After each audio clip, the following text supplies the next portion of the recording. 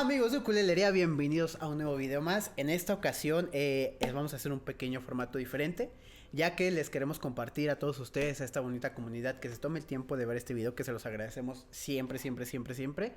En esta ocasión vamos a compartir un tema, el cual pues venimos hablando ya de hace un tiempo, y es así, fácil, sencillo y directo. ¿El ukulele está pasando de moda? ¿Es una moda el ukulele acaso? Porque para ser sinceros, como les estoy diciendo, hemos notado una baja de ukuleles, de un flujo de ukuleles en México, o al menos en ukulelería, porque creemos o pensamos y sentimos que tal vez está pasando de moda. ¿Qué está pasando? ¿Por qué está haciendo esto? Sobre todo en fechas donde debería de haber un flujo más. Entendemos que la situación de donde hay COVID y demás cosas pues puede influir, pero también de varios aspectos, el cual les vamos a platicar un poquito también sobre las historias y las etapas que ha tenido este hermoso instrumento. Y en esta ocasión solamente queremos comprender y sobre todo saber su opinión sobre este tema, si está pasando de moda o no. Para nosotros es importante saber cómo ustedes lo perciben, así que quédense y vamos a charlar un poquito de esto. Y bueno, pues partiendo un poquito de la historia del ukulele, este instrumento es muy relacionado con Hawái, pero en realidad se creó en Portugal, bueno, no en Portugal, en un viaje de Portugal hacia Hawái. En ese traslado, João Fernández, quien tenía un cavaquino, se inspiró para hacer este instrumento de 4 cuerdas. Entonces, cuando llegó a Hawái y lo empezó a tocar y demás, a los nativos les encantó tanto, y pues tanto así que lo adoptaron como tal en las islas. Y es un instrumento, pues obviamente que todos lo relacionamos con Hawái, con la playa, con tranquilidad. Aparte de que su sonido cabe en todos los oídos, es muy, muy bonito, muy sonoro. Eso pues ya lo sabemos de más. Y ahí nació aproximadamente en los años de 1860, 1870. Entonces pues ya tiene rato, es un instrumento pues un poquito ya viejo. Pero es aquí donde queremos entender por qué a lo largo de la historia y de este tiempo no se ha logrado posicionar como un instrumento base, o como un instrumento de los que te puedes considerar para tener una banda, o mínimo que un artista lo tenga como en consideración. Este instrumento ha tenido 3 etapas en la historia de la música, el cual ahorita les vamos a hablar un poquito, para entender si en realidad es una moda o es un instrumento como tal consolidado. La primera etapa fue en los años 20, sobre todo con Roy Smeck, que es uno de los máximos exponentes en esa etapa. Para esto habían pasado aproximadamente entre 40 y 50 años de la creación del instrumento. Para ese entonces no existían marcas de ukulele, simplemente los mismos lauderos, que un laudero es aquel que hace este tipo de instrumentos, que los fabrica, que los crea, pues hacían estos ukuleles y los artistas los llevaban. Entonces el ukulele empezó también a sonar muchísimo en el jazz. Y es así como por ejemplo Reggae Smack, una canción pues, que a mí me gusta tocar mucho, que seguramente ya han oído.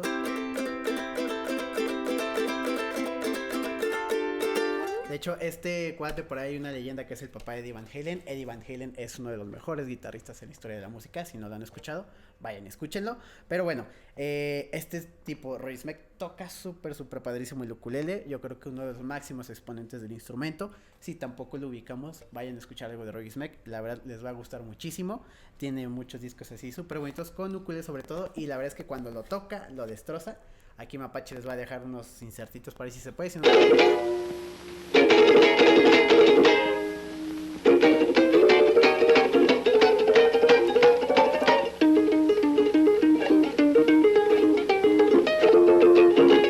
En la segunda ola del ukulele va aproximadamente de los años 50 a los años 70. En esta ola fue mucho más fuerte que la primera, ya que artistas ya consolidados como los Beatles, Elvis Presley, Marilyn Monroe y sobre todo Israel Kamakawiwo, que si no lo conoces, aquí te voy a dejar una imagen para que seguramente lo conoces si has tocado el ukulele o si quieres empezar a tocar el ukulele, es él, esta persona muy icónica.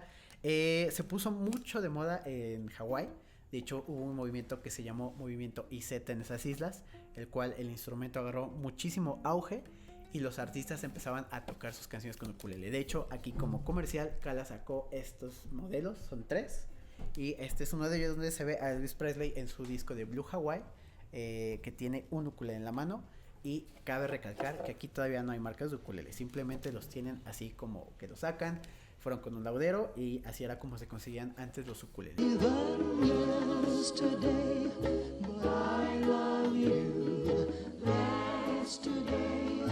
Así de por sí, ahora en la actualidad es un poquito complicado encontrar tal vez algún ukulele o algún diseño en específico. Imagínense antes que pues tenías que ir con un laudero completamente para encontrar tu ukulele.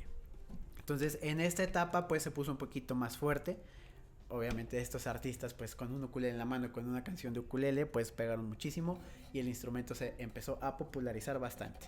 De hecho en esa etapa está la canción más, yo creo que más icónica en el ukulele, que es Somewhere Over the Rainbow.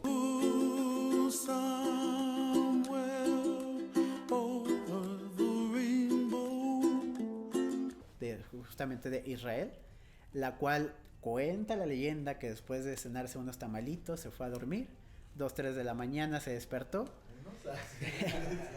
quiso desechar los tamalitos que se había cenado y en eso dijo, no, tengo que ir al estudio de grabación, le habló a su equipo que se fueran al estudio de grabación y se hizo esta canción Somewhere Over the Rainbow en una sola toma.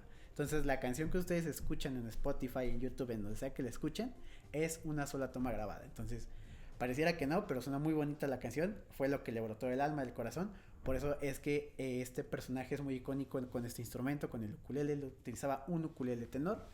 Y de hecho, más adelante, ya en la tercera etapa que ahorita vamos a entrar, la marca de guitarras Martin sacó su ukulele edición especial, su ukulele Signature, el cual ahorita les vamos a platicar un poquito. Pero bueno, en esta segunda etapa creo que fue algo muy importante, pero pues no se comercializaban ukuleles. En esa etapa se comercializaban mucho guitarras, bajos, baterías. Empezaba Fender, Gibson, Epiphone con este auge en estos instrumentos. Inclusive hasta Jimi Hendrix tocó el ukulele en algún momento, pero pues no fue tan icónico como la guitarra. Entonces creo que a partir de este quiebre de la segunda ola, donde el ukulele pudo posicionarse como un instrumento base, es decir, al momento de hacer tu banda, decir, pues en vez de decir, tal vez me falta un guitarrista, un bajista, me falta un ukulelista. Creo que es algo que hasta en la actualidad no he escuchado para que se forme una banda. Y creo que eso impacta bastante, obviamente, pues en tanto en el flujo de ukulele como en la popularidad del mismo instrumento. A pesar de que es un instrumento fácil de aprender, sí, coincido con eso completamente, pero al final no es fácil de tocar. No sé si me explico. Es fácil de aprender, sí, porque lo básico está ahí. Pero de tocar, domina el ukulele como Roy Smack, o hazte un astro del ukulele, haz fingerstyle así, creo que ya es un poquito más complicado y es donde creo que tenemos que caminar para allá para que el instrumento se pueda popularizar un poco más y ahora sí quiera una banda, un ukulelista también de base, así como puede ser un tecladista, el bajista pues tiene que estar igual que el baterista, pero el ukulelista creo que ya hace falta decir, necesitamos un ukulelista en la banda. Ok, pues ahora sí, en esta tercera etapa del ukulele, se empieza a industrializar el instrumento como tal. La marca Lanikai es una de las primeras y principales en hacer ukuleles. Esta marca va de la empresa Hohner, que hace acordeones principalmente y armónicas. Empezaron a industrializar el ukulele y son ukuleles muy buenos. Y llegó un punto que en los años casi 2000 vendieron más ukuleles que armónicas, cosa que nunca había pasado en la historia de esta empresa. Y bueno, ahí empieza un poquito la etapa con Kala, ya que uno de los trabajadores de Hohner, que justamente llevaba a cabo los ukuleles, la Nikai, lo empezaron como que a enfriar un poco, le empezaron a hacer un lado, ¿sabes qué, carnal?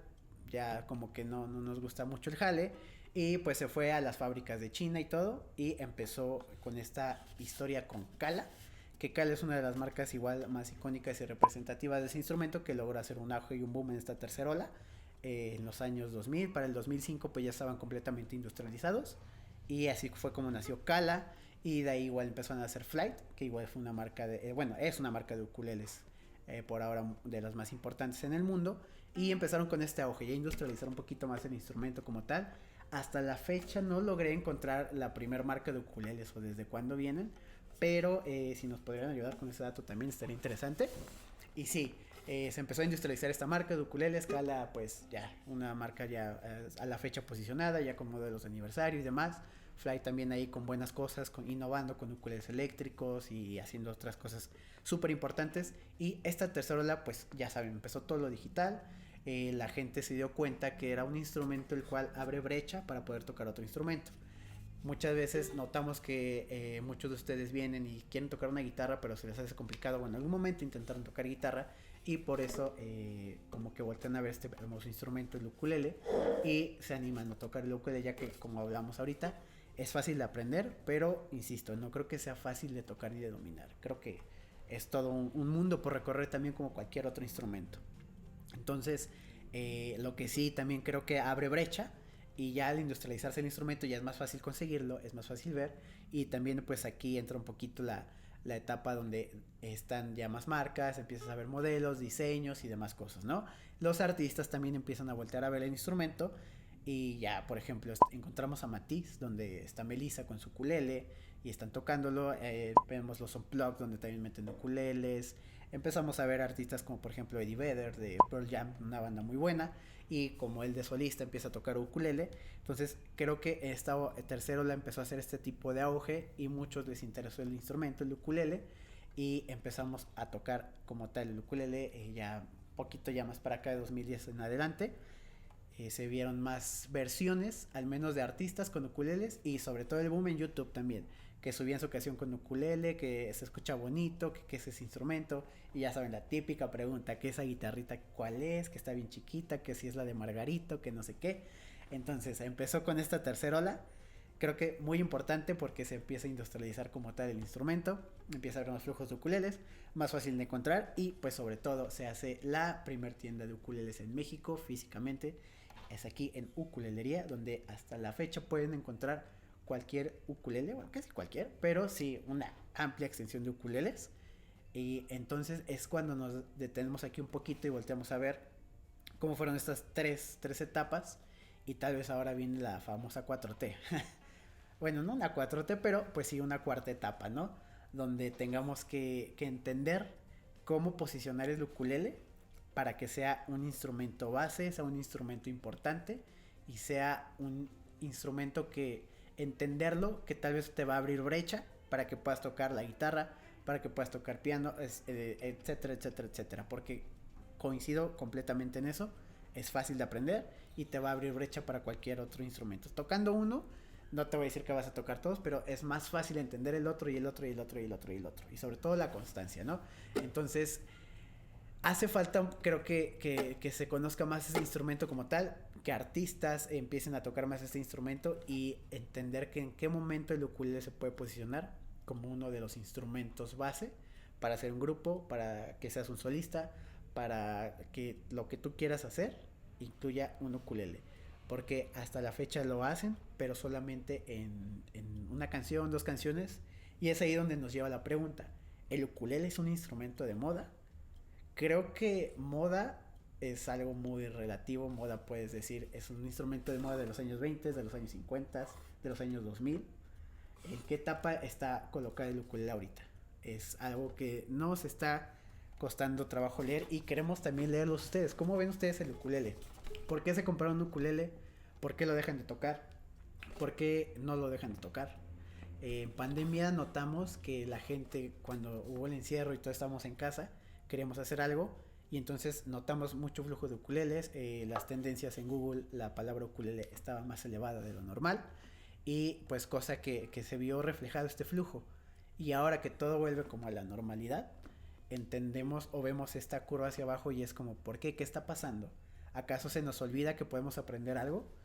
Es tanto nuestro trabajo o nuestro estrés laboral que decidimos dejar a un lado el aprendizaje, sea de lo que sea. Llámese que te hayas puesto a tocar, llámese que te hayas puesto a pintar, llámese lo que sea, lo que hayas tratado de hacer, que hayas hecho muy bien.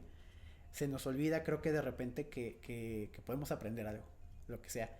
Y creo que eso siempre hay que tenerlo claro. Haya pandemia o no haya pandemia, tenemos la capacidad de aprender y entender un instrumento, una pintura, cantar, tocar, bailar, lo que sea, tenemos siempre esa capacidad, siempre va a estar ahí, no necesitamos estar encerrados. Entonces, es ahí donde yo creo que el ukulele no es una moda, sino más bien tenemos como que olvidarnos de esta parte de que, ay, no tengo tiempo, no tengo tal, no que suenen como excusas, sino que no se nos olvide que es una capacidad de aprender este instrumento.